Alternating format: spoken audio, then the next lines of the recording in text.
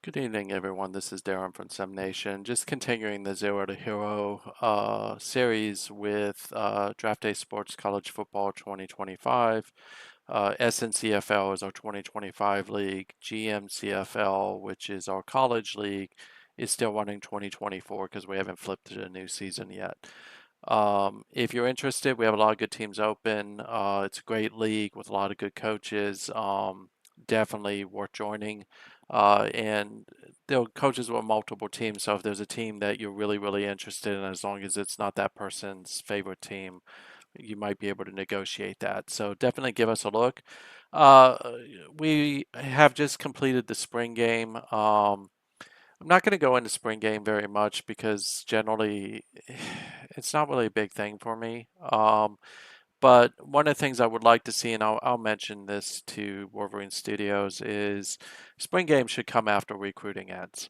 One of the reasons is like for me with Notre Dame, because I cut so many people in the last Zero to Hero series installment, I barely had enough people to even field at one side of the ball as opposed to two sided balls. Whereas if you allow the end of recruiting to happen, it may help with that. Now, I go back and forth because let's be honest, in real life, um, kids that you recruit for the previous season don't normally play in the spring game unless they're an early enrollee. So there are a lot of kids who won't show up until August and start practicing then. So, but your early enrollment kids would show up, and maybe that's a thing for the future is to have early enrollment. But let's not get bogged down. The biggest thing about spring game you need to know is um, one, it's going to look wonky if I were to, let's just use Miami, right? Is as you can see, if you look at the box score, is you see two quarterbacks on each side. So the way spring game works is on your depth chart, whoever is QB1 is a starter for Team A. Whoever's QB2 is a starter for Team B.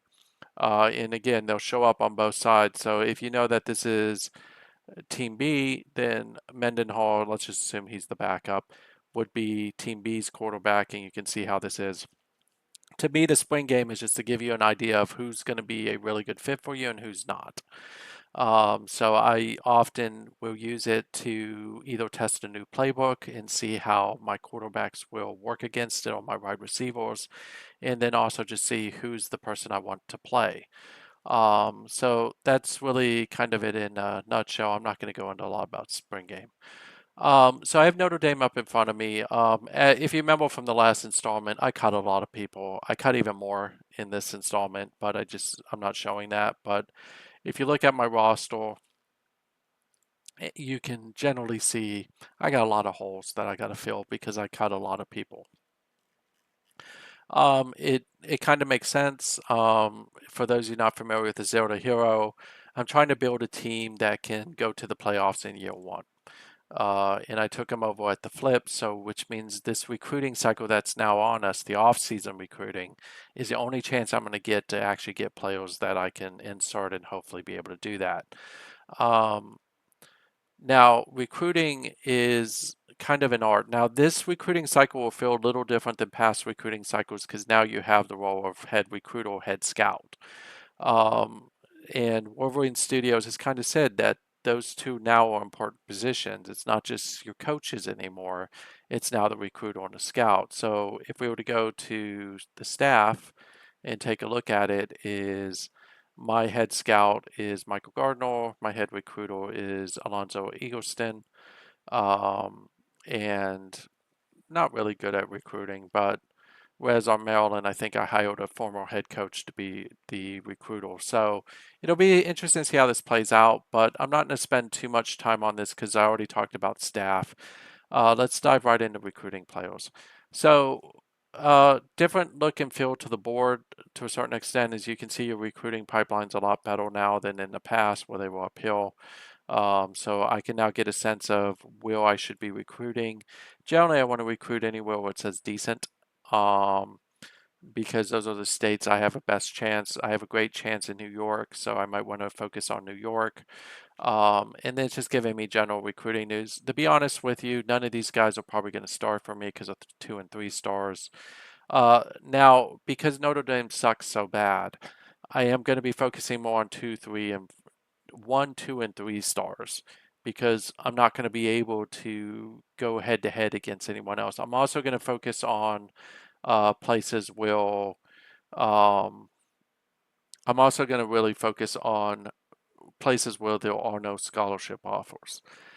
So a lot of people have asked me over the years, how do I recruit? So by the way, I've imported all the file for transparency here, and the reason why I did that is because I didn't save this before I did, and I didn't want to go through recruiting again. Um, but generally, what I want to do is, in most cases, you can see these are all ones, right? Which means Notre Dame's the only person who did that. So I'm gonna look at my targets, and again, you can see a lot of these um, where there's no offer, even though it's just Notre Dame. So what do I look for? So if I'm going for transfers, I'm trying to go for people I think realistically I can get. I will tell you straight out of the chute, I'm overshooting. I have no chance at these 5 stars more than likely, but I'm going after Stephen Morrison because I would love to have a guy who's essentially a gunslinger. Um, and he played for Georgia, which is pretty good pedigree considering that shark. And then Noah Darnelson and stuff like that.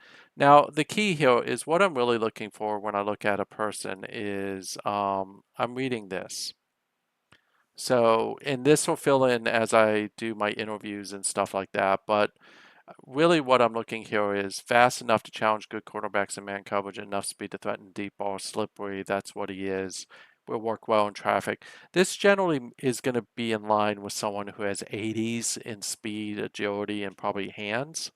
Um, he could be pushing 90, so that's that's an important thing for me. Um, then if you look at Cellos, you're going to see something that's similar. Who cares if he's your friend? Who kills. He really drops ball, which means he has good hands. The kid moves speed to create separation, which means again 80s. If you don't see this type of stuff, it generally means he's going to be less than 80. Let's find a quarterback. I think Sands was a good one. I'm just going to tell you right now, I'm reaching on quarterbacks because I just don't know. Because all the good quarterbacks I was interested in are already gone. They went in the regular season recruiting.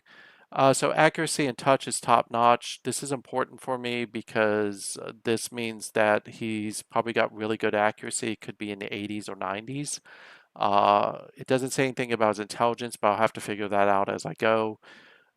Generally, what I'm looking for in a quarterback with Notre Dame is I'm going to play a shorter passing game, so accuracy is going to mean more to me than arm because I don't think I'm going to be able to find an arm quarterback who also is intelligent. And I believe that he has some intelligence because he has a good football IQ.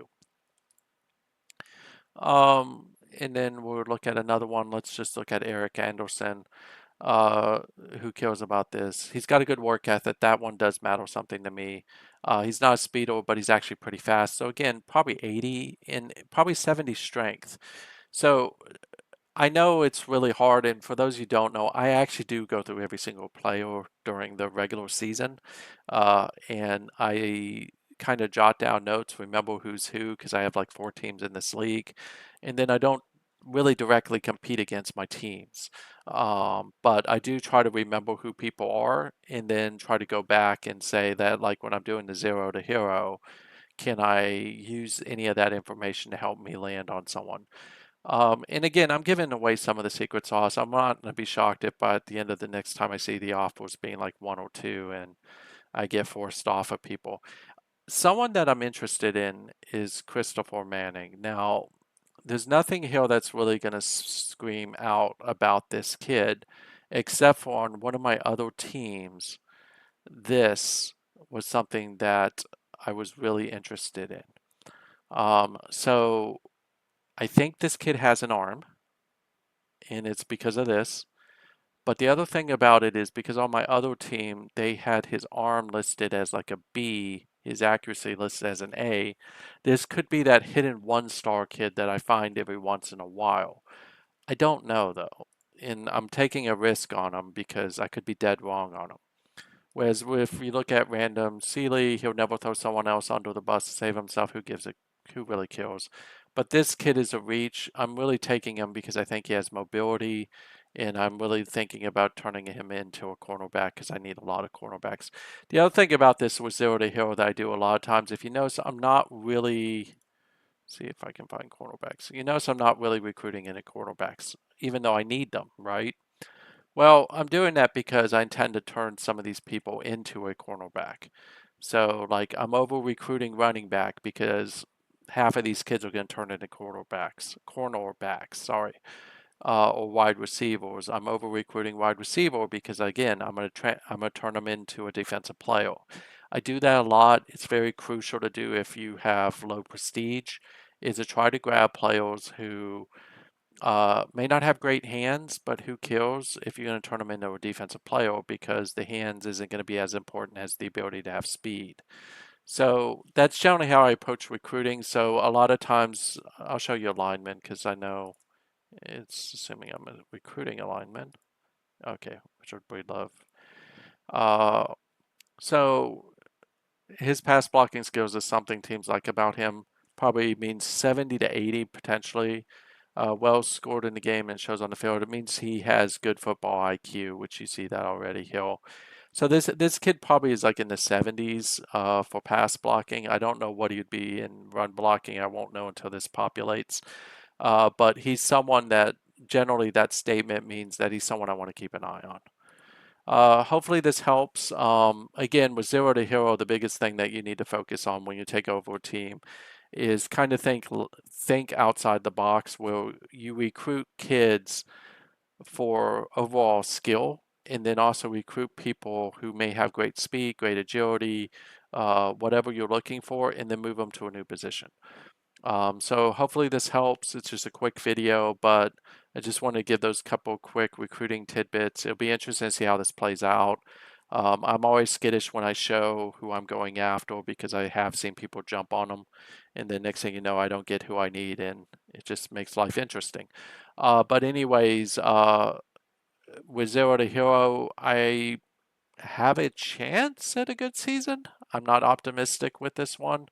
I'm hoping Shaver is not my quarterback. I'm hoping that I'm able to land one of the big sharks, but I've already moved people. As you can see, as I have quite a few cornerbacks. A lot of these are former running backs or former wide receivers. You notice people who have pass blocking, they were people on my offensive line that I moved over to the defensive line just because I needed to either create depth or they had something like the really strong and or good strength where I think that they'll play well. So hope this helps you if you're doing a zero to hero. Also, just hope it helps with some basic off-season recruiting. Off-season recruiting is always kind of the dumpster where you're trying to find something valuable in it because most of the really good players have already been taken. Transfers is normally what you'll find is the gem. But the key with transfers is it's really hard to lock down where they're going to go. Um, and I'm just hoping that Notre Dame can land one of like the 4 or 5 transfers they're going after. So have a great night, and we'll talk to you soon.